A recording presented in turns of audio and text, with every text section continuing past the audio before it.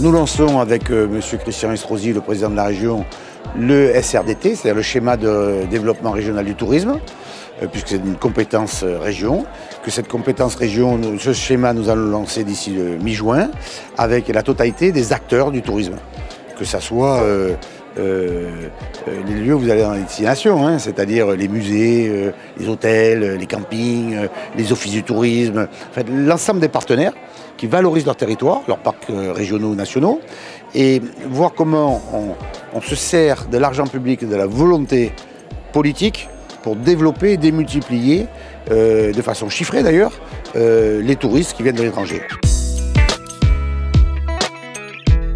Ça passe par les cibles extérieures, ça passe par les offres sur le terrain, ça passe par la formation, que ce soit pour des saisonniers ou des non-saisonniers, pour le tourisme culturel, ou tourisme d'affaires, ou tourisme de croisière, ou tourisme littoral, ou tourisme de montagne.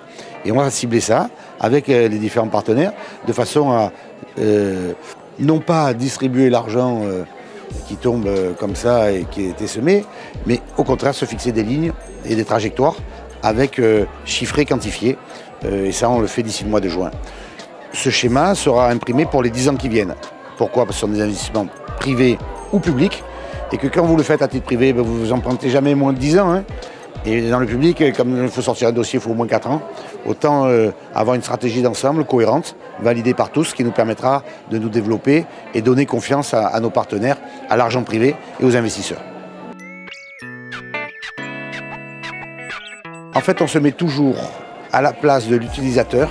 Qu'est-ce qu'il recherche quand il se déplace?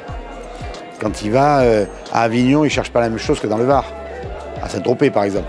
Quand il va à Nice, il ne trouve pas la même chose qu'au Sainte-Marie-de-la-Mer.